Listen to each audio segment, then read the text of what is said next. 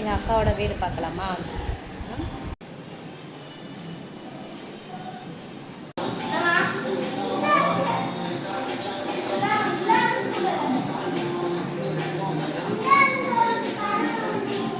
இந்த பக்கம் ஒரு ரூம், இந்த பக்கம் ஒரு ரூம்.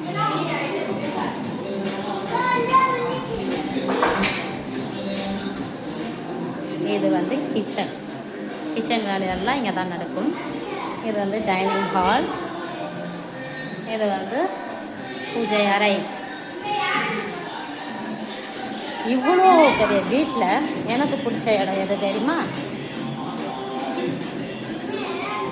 My place. இதுதான் என்னோடய பிளேஸ். நான் வந்து எப்போ வந்தாலும் இங்கே தான் இருப்பேன். எனக்கு வந்து என்னன்னே தெரியல, இந்த இடத்துல எனக்கு அவ்வளோ ஃப்ரீடமாக இருக்குது. நான் வீடு கட்டின நாள்லேருந்து இந்த இடம் எனக்கு ரொம்ப பிடிச்சிருக்குன்னு எங்கள் அக்காக்கிட்டே சொல்லிவிடுவேன். இப்போ வந்து இந்த இடத்த யார் யூஸ் பண்ணுறேன்னா மோட்டு தான் யூஸ் பண்ணுறான்.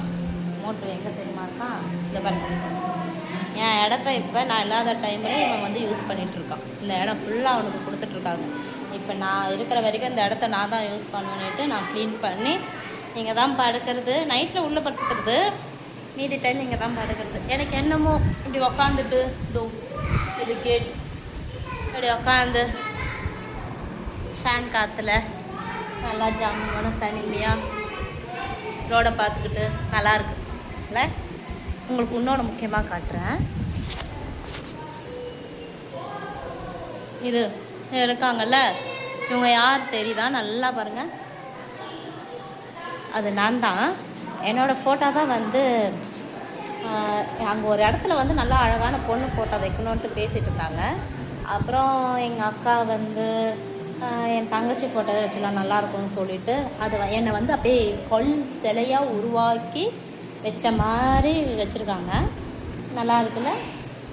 என்னோட அழகான பொண்ணை எங்கே தேடுவாங்க இல்லை? அதனால் என்னோடய ஃபோட்டோயை கொடுத்துட்டேன். அதுக்கு வந்து நான் காசுலாம் எதுவும் வாங்கலை, என்னோடய ஃபோட்டோவை யூஸ் பண்ணிக்கோங்கன்னு கொடுத்துட்டேன். அது அப்போ வந்து நான் அப்போது சின்ன வயசு ஃபோட்டோ மாதிரி நல்லாயிருக்கும் பாருங்கள், அழகாக.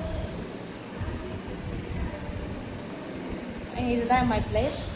இப்படி வந்து நான் படுத்துக்கலாம், இப்படி உக்காந்துக்கலாம், இந்த பக்கம் படுத்துக்கலாம், இப்படி உக்காந்துக்கலாம். ஐயோ பெட்காரெல்லாம் பெட்ஷீட்டெல்லாம் கழிச்சிட்டேன்.